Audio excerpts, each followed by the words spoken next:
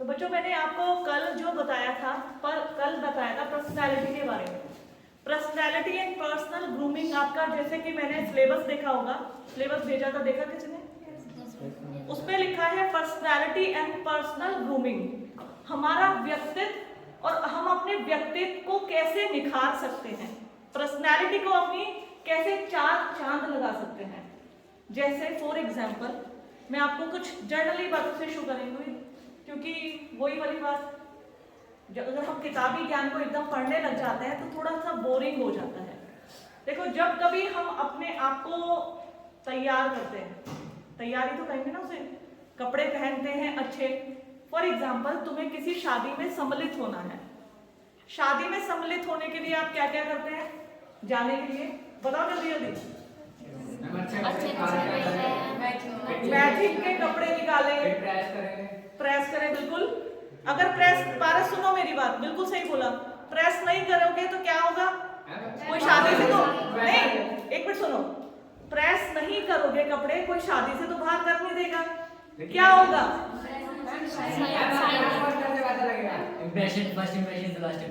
देखा, तुमने अपने मुंह से ही उसका आंसर बता दिया।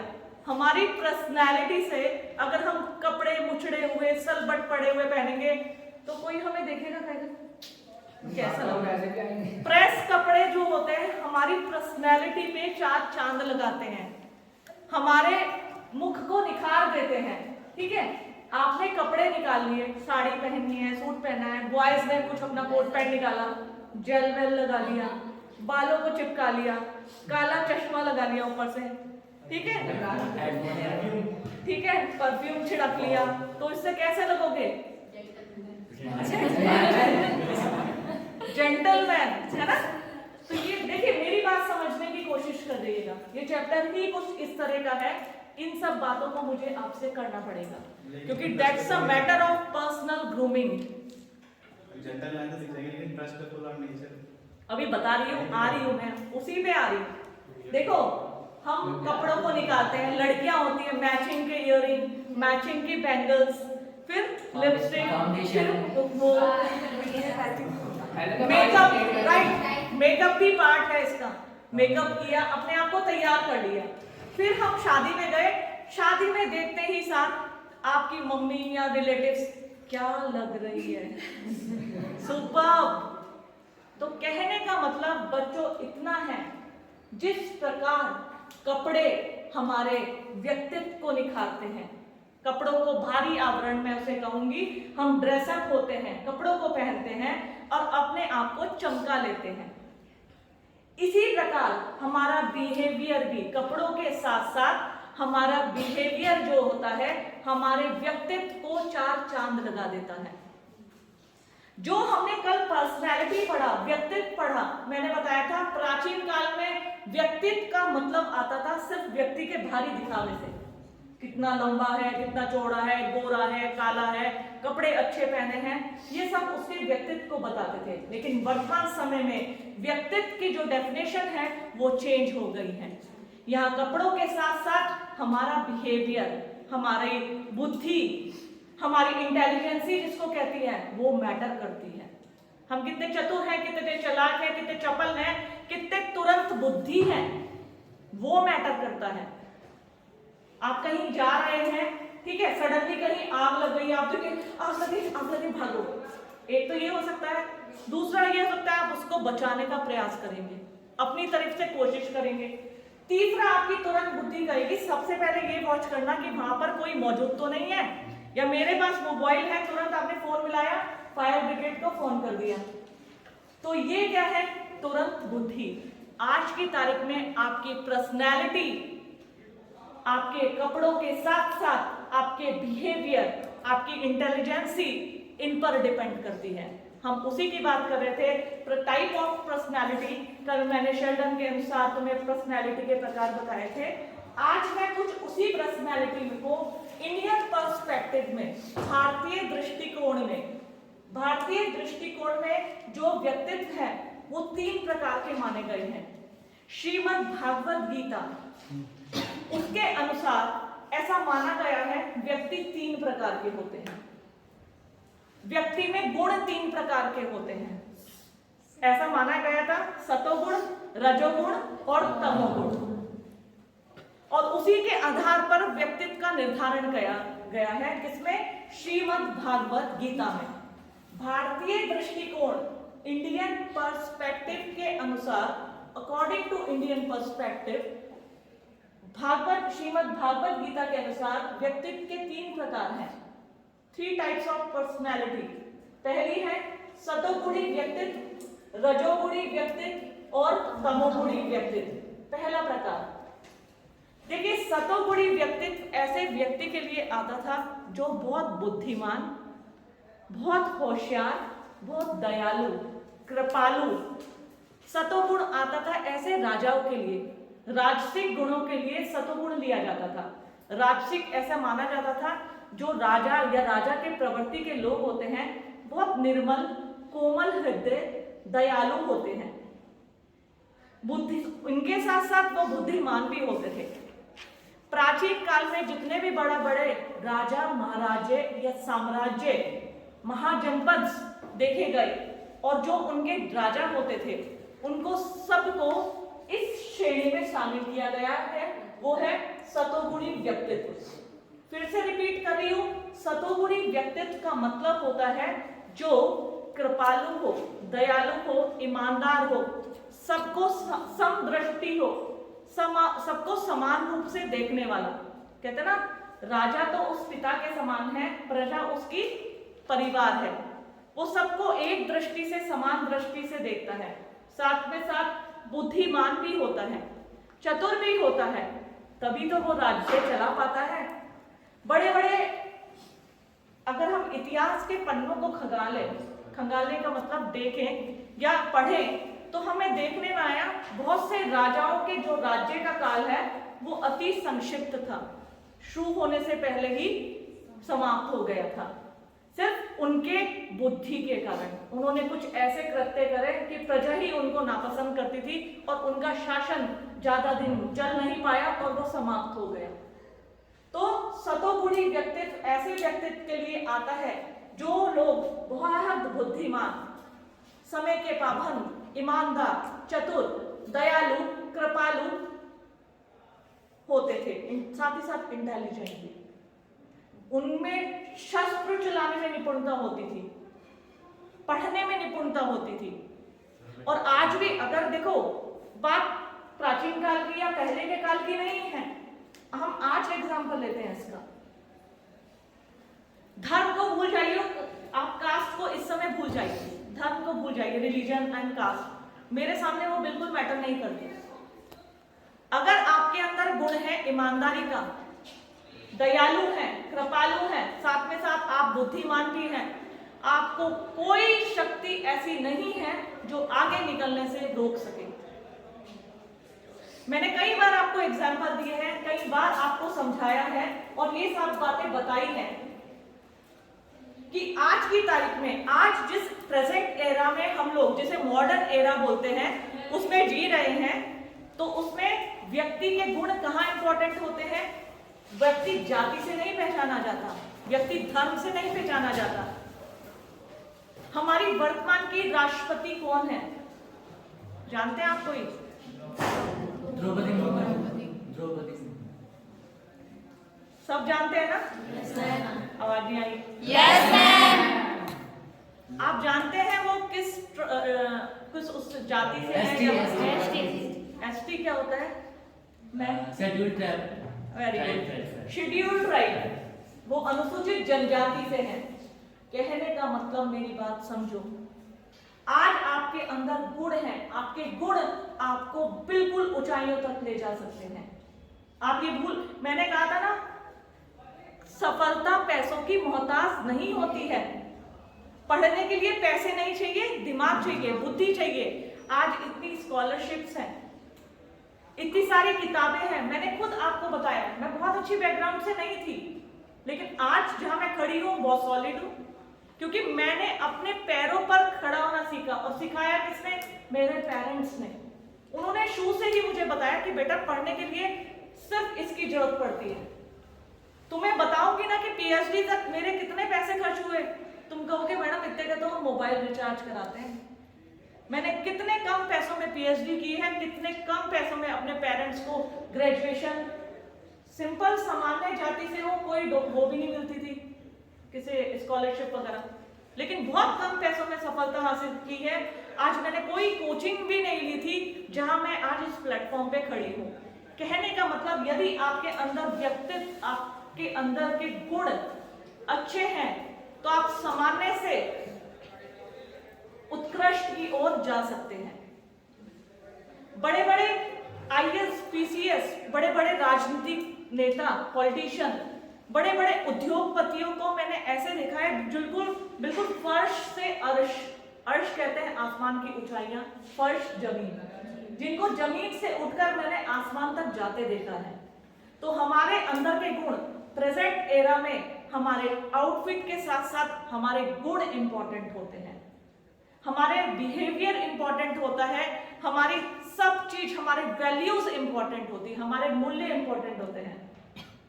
अगर हम भ्रष्ट हैं, करप्शन हमारे दिमाग में भरा है कि मुझे यहां से भी मिल जाए, यहां से भी मिल जाए, मैं ऐसा काम कर लूं तो गलत काम से मुझे 5 लाख मिल जाए, कभी भी सफल नहीं हो सकते। एक ना एक दिन ठोकर जरूर खाओगे। शॉर्टकट्स जो होते हैं ना, वो जिंदगी को भी शॉर्ट कर देते हैं। जो शॉर्टकट्स मारते हैं ना, वो जिंदगी को शॉर्ट कर देते हैं, इस बात का ध्यान रखना। सतोगुण जो मैंने बताया, ऐसे सतोगुण मतलब ऐसे राजसिक गुणों से है जिसमें व्यक्ति के अंदर जो जो मैंने गुण बताए थे, ईमानदारी, मेहनत, लगन, कोमल हृदय, साथ ही साथ इंटेलिजेंसी, कूट कूट कर खरीद। तो भारतीय पर्सपेक्टिव, इंडियन पर्सपेक्टिव, इंडियन दृष्टिकोण, भारतीय दृष्टिकोण देखें तो यहाँ पे सतोगुण यानी सबसे ऊंचा स्थान इनको दिया गया है। फिर आते हैं रजोगुण संधि, राजसिक। देखो, साधु, महात्मा, संत, बड़े बड़े राजा, इनको सम्मिलित किया जाता है रजोगुण में। रजोगुण में जो राजसिक जिसे कहा जाता है, राजा के दरबार में जितने भी राजा, उसके उत्तराधिकारी, मंत्री, जितने भी व्यक्ति होते थे, राजसिक में क्या होता था, राजसिक में थोड़ा एक तरह से ऐशो आराम को सम्मिलित किया गया। मेहनत, लगन, सफलता, ईमानदारी के साथ साथ ऐश आराम। ऐश आराम किसे कहते हैं? अच्छी अच्छे भोजन, लग्जीरियस लाइफ, दैट्स ट्रू। इनको सम्मिलित किया जाता है, मतलब गुण उनमें होते हैं, लेकिन साथ ही साथ उनके रहने का तरीका, उनके खाने का तरीका, साथ ही साथ उनके हर चीज में तुम्हें ऐसा आभास होता है कि जैसा बहुत पैसे वाले हैं, बहुत अमीर हैं, अरे वाह, 5-5 गाड़ियां। यहाँ तो हम एक गाड़ी सोचते हैं, एक गाड़ी खरीद ले, उनके पास 5 गाड़ियां, 5 आलीशान बंगले या इतने महल। तो वो उन सबको सम्मिलित किया जाता है रजोगुणी व्यक्तित्व में। बहुत से लोग हम कहते हैं ना, जैसे किसी किसी का वो होता है कि लग्जीरियस शुरू से ही, अरे हमें ऐसा खाना है, ऐसा पहनना है, ऊंची सोच है, ऊंचा सोचते हैं, ऐसा रखते हैं, कहीं ना कहीं उनका संबंध रजोगुणी व्यक्तित्व में सम्मिलित किया जाता है। और तमोगुणी तामसिक प्रवृत्ति, तमोगुणी व्यक्तित्व कहते हैं तामसिक, मांसाहारी भोजन करना, शराब का सेवन करना, थोड़ी थोड़ी गलतियों को भी कर देना। तामसिक प्रवृत्ति वाले मतलब जिसमें इन सभी बुराइयों को भी सम्मिलित किया जाता है, जुआ खेलना, ठीक है, किसी को परेशान करना, भोजन में कंट्रोल ना होना, मांसाहारी भोजन खाना। जैसे कई लोग होते हैं ना जो सतोगुणी होते हैं, शुद्ध शाकाहारी भोजन, कि हमें पशुओं को परेशान करना ही नहीं है। लेकिन तमोगुणी में कि आज तो चिकन हो जाए, आज मटन हो जाए खाने में, ठीक है, और आज साथ में साथ जैसे शराब, मदिरा सेवन करना, इन सबको। तो ये ऐसे व्यक्तित्व को, जुआ खेलना, अपने पैसों को, जो कितने अमीर होते हैं पैसों को हार जाते हैं, जुए में लगाते हैं, लत पड़ जाती है, तो ऐसे व्यक्तित्व को सम्मिलित किया जाता है तमोगुणी व्यक्तित्व में। तो भारतीय दृष्टिकोण में 3 प्रकार के व्यक्तित्व बताए गए हैं, सतोगुणी, रजोगुणी और तमोगुणी। ध्यान रखिएगा इस बात का। नेक्स्ट हम आते हैं साइकोलॉजिकल पर्सपेक्टिव। साइकोलॉजिकल पर्सपेक्टिव, इसको मैं थोड़ा आज डिस्क्रिप्टिवली बताऊंगी। मनोवैज्ञानिक प्रकार, यानी कि इसको हम बताएंगे साइकोलॉजिकल टाइप्स जो है इसके व्यक्तित्व के, पर्सनालिटी के, वो भी 3 प्रकार के हैं। साइकोलॉजिकल में कई बार ये शब्द को तुम्हारे सामने बोलती हूँ कि मैं साइकोलॉजिकल तरीके से पढ़ाना अच्छा लगता है। साइकोलॉजिकल क्या समझते हो तुम, मुझे पहले ये बताओ। मनोविज्ञान है ना, उसकी बात कर रही है। जैसे किसी के माइंड में क्या चल रहा है उसको जानना। बिल्कुल, किसी के दिमाग में क्या चल रहा है, किसी के क्या सोच रहा है। तुम इस समय सभी क्लास में बैठे हो, मैं लेक्चर दे रही हूँ, तो तुम्हारे उसको सुन के क्या भाव आ रहे हैं, या तुम्हारा दिमाग कहीं बाहर लगा है कि पेट में चूहे कूद रहे हैं, समोसा खाना था मैडम ने यहाँ बिठा रखा है। साइकोलॉजिकल, देखो मैंने तुम्हें एक बात बताया था ना, व्यक्ति का जो दिमाग होता है ना वो भी कई प्रकार का होता है। एक होता है मंकी माइंड। मंकी माइंड किसे कहते हैं? चंचल। याद है तुम सबको कि पल भर में हम यहाँ बैठे हैं, कुछ चल रहा है सामने, कोई भाषण या कोई लेक्चर, तुम्हारा दिमाग पहुंच गया, कपड़े सिलाई पे देखे वो ले भी आए, डिजाइन भी दे दिया, खाना भी खा लिया, ठीक है, कहीं के कहीं पहुंच जाओगे। पूजा कर रहे हो, पूजा करने में कंसंट्रेशन नहीं है, पूजा कर रहे हो, याद आ रहा है अच्छा कल क्या किताब थी, मंत्र चल रहा है, मतलब मंकी माइंड। हमारा दिमाग, रात को हम सोएंगे इतने सपने आते हैं क्योंकि हमारा जो माइंड है मंकी माइंड है। और मंकी क्या करता है, एक पेड़ से दूसरे पेड़, दूसरे पेड़ से तीसरे पेड़। इसी तरह हमारा दिमाग है। अगर हम कहीं किन्हीं लोगों से, अक्सर मैं सुनती रहती हूँ, मैं भी काफी लोगों को सुनती हूँ, तो उन्होंने, किसी ने बताया था कि मेडिटेशन करना चाहिए। मेडिटेशन करने से एकाग्रता बढ़ती है, मतलब अगर हम कुछ काम कर रहे हैं तो काम में ही दिमाग रहेगा, मंकी माइंड नहीं होगा, इधर उधर नहीं भागेगा। इसको बताने से पहले मैं एक थ्योरी तुम्हें बताऊंगी। सिगमंड फ्रायड की थ्योरी है।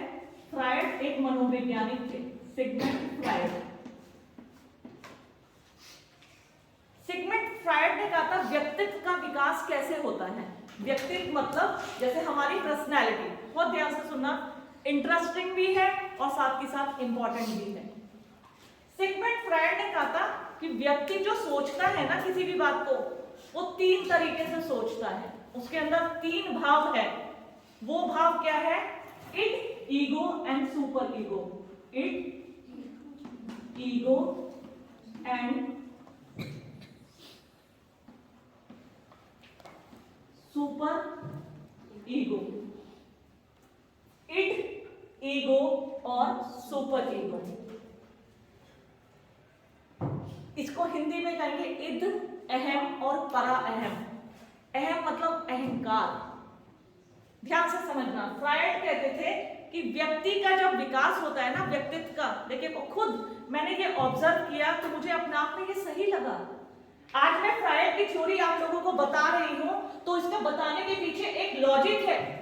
लॉजिक क्या है? क्योंकि मैंने इसको पर्सनल वे में ट्राई किया है, या मैंने सोच के देखा है, तो मुझे लगता है बिल्कुल मेरे साथ भी ऐसा ही हुआ है। और आज ये सिद्धांत सुनने के बाद तुम भी अपने आप को ऑब्जर्व करना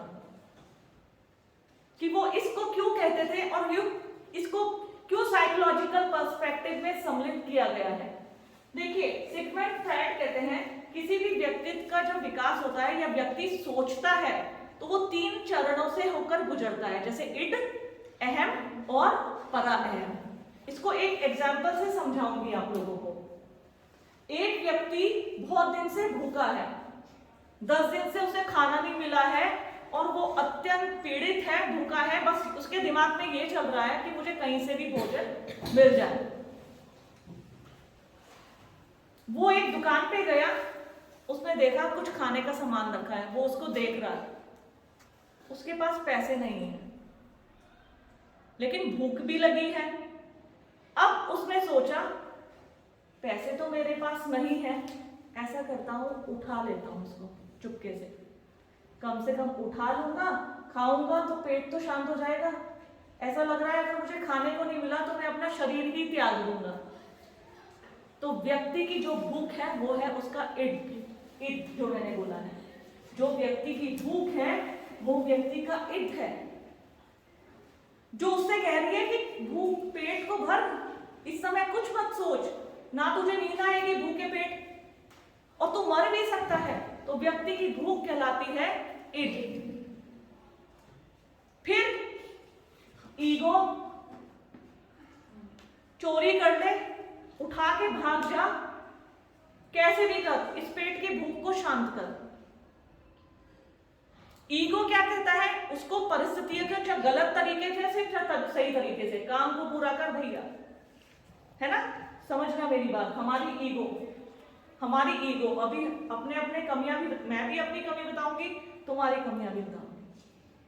बहुत सारी चीजें मैं क्लास में नोटिस करती हूँ। ईगो कहेगा भूख शांत करनी है, चोरी कर ले, उठा ले, भाग जा, ले जा, लेकिन इस भूख को शांत कर। ईगो ने चाहे परिस्थितियां सही हो चाहे गलत हो, उसे चोरी करने की भी राह दिखा दी। लेकिन सुपर ईगो, परा अहम व्यक्ति के पास आएगा, कहेगा नहीं, आज तू चोरी करके खा लेगा, सारी जिंदगी पछताएगा। अब तक तो तूने कोई गलत काम नहीं किया, अब एक पेट की भूख को शांत करने के लिए तू कह रहा है इसको चोरी करके भाग जा। तू मान लिया चोरी कर लेगा, आज इस भूख को शांत कर लेगा, पर जिंदगी भर इसका पछतावा तेरे दिमाग में रहेगा कि मैं वो गलत कदम ना उठाता, आज मेरे मन में ये पछतावा कभी ना होता। व्यक्ति का पराअहम व्यक्ति को सिखाता है कि चोरी करना पाप है, गलत कार्य मत कर।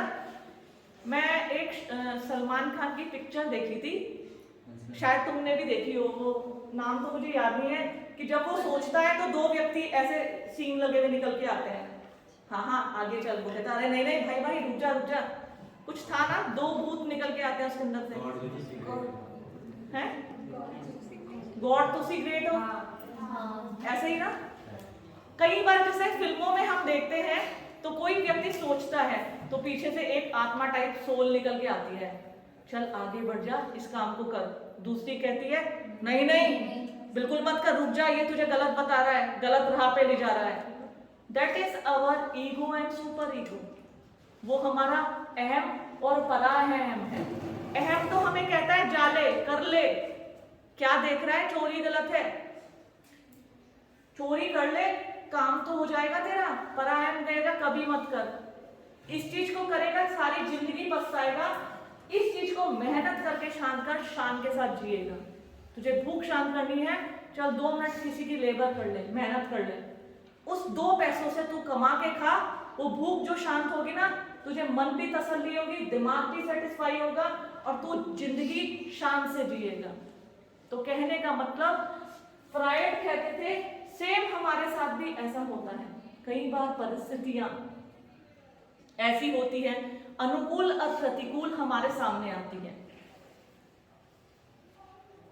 मुझे कुछ काम था, पैसे चाहिए थे, मम्मी कहती मैं तो नहीं दूंगी, अब क्या करूं, मम्मी ने तो मना कर दिया, पैसे भी चाहिए, अब मम्मी से पूछो ही मत, उनके पर्स से निकाल।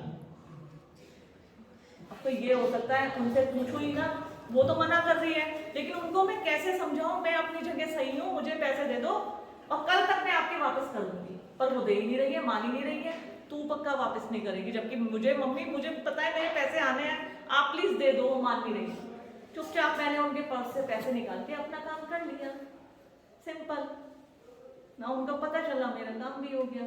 लेकिन मेरे जो पराअहम है, उसने कहा कि तुमने अपनी माता को बिना बताए कहीं ना कहीं उनको ठेस पहुंचाई है, और तू इस काम को कर लेगी, पछतावा सारी जिंदगी रहेगा। कई बार जैसे क्वेश्चन पेपर में अक्सर बच्चों को, क्योंकि मैं प्रोफेसर हूँ, एग्जाम में ड्यूटी लगती है, कुछ बच्चे चीटिंग करते हैं, मैंने अपने सामने कितने बच्चों को पकड़ा है। तो कई बार मैं फिर ये सोचती हूँ बच्चे चीटिंग क्यों करते हैं, जितना ये लिख के लाए हैं इतना लिखने में समय लगा होगा, या तो इनका दिमाग इतना भी काम नहीं करता कि इसको रीडिंग करके उसे लिख पाए। तो कहीं ना कहीं हमारे सबके सामने ऐसी कंडीशन आती है। बताना तो था कि बर्थडे पार्टी में जा रही हूँ, बता रही हूँ कि लाइब्रेरी में जा रही हूँ, क्योंकि बर्थडे पार्टी बता दिया तो दादी जाने नहीं देगी, कहेगी यही काम है, घूमने जा रही है, जबकि ऐसा कुछ भी नहीं है, सहेली का बर्थडे है, दादी मैं तो लाइब्रेरी जा रही हूँ। तो कई बार ये हमारा इड अहम और पराअहम ही हमारे व्यक्तित्व को बनाता और बिगाड़ता है। किसी बार किन्हीं चीज आ जाती है, मैंने कितने लोगों से बात की, कितने लोग अपने समस्याएं लेके आए, तो उन्होंने बताया हमारे साथ एक ऐसी प्रॉब्लम आ गई थी, वो दिन और आज का दिन हमने कभी गलती नहीं की। हमने गलती की थी, उस दिन की थी, लेकिन वो दिन हमने कसम खा ली थी आज के बाद ऐसा नहीं करेंगे। तो फ्रायड सही कहता है, हम अपनी इड, ईगो और सुपर ईगो से भी सीखते हैं, अपने व्यक्तित्व को निखारते हैं। ये हमारे व्यक्तित्व को बनाता बिगाड़ता दोनों है। हम न्यूज चैनल में न्यूज देखते हैं, फला अधिकारी 10 करोड़ के उसके घर से कैश निकला, इतना निकला, ऐसे निकला। तो कहने का मतलब कुछ लोग लेने के बाद संतुष्ट रहते हैं, पकड़े जाते हैं तो फिर वो हाईलाइट हो जाते हैं, जग जाहिर हो जाता है तो इज्जत क्या होती है, सब जगह उछल जाती है।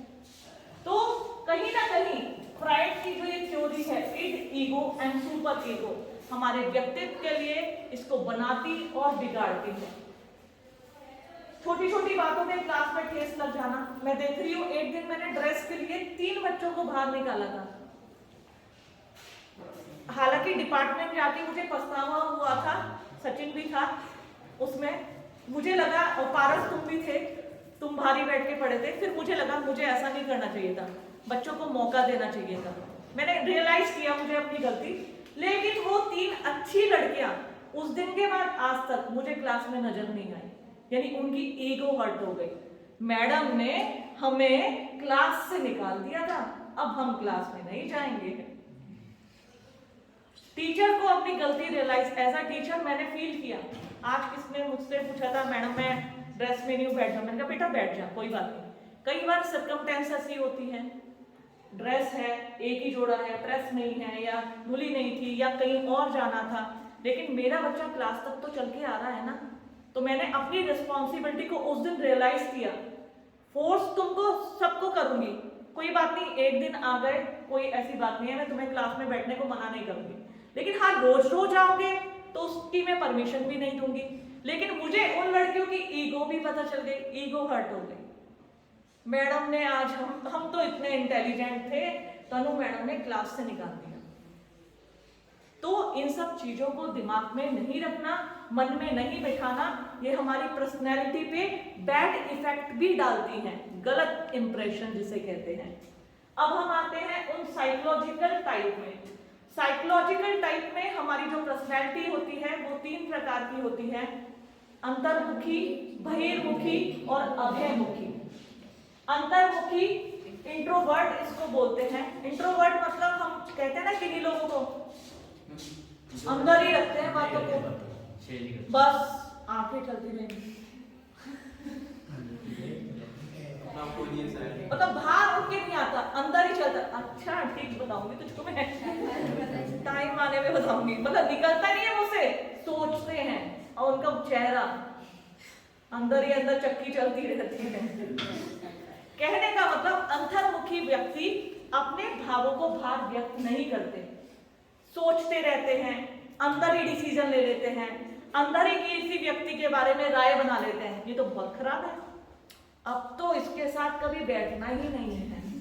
ठीक है, अंदर ही अंदर सब कुछ उनके चलता रहता है। इंट्रोवर्ट उसको बोला जाता है अंतर्मुखी। एक होते हैं बहिर्मुखी, जो कुछ होता है मुंह से बोल पड़ते हैं, अच्छा है बुरा है, जिसे हम बोलते हैं बक्कड़, चपड़ चपड़ चपड़ चपड़ बोलता रहता है, बोलती रहती है। अरे कितना बोलती है ये लड़की, है ना।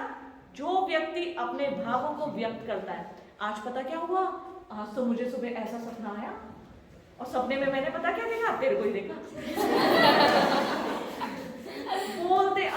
बोलते रहना, भावों को व्यक्त करना।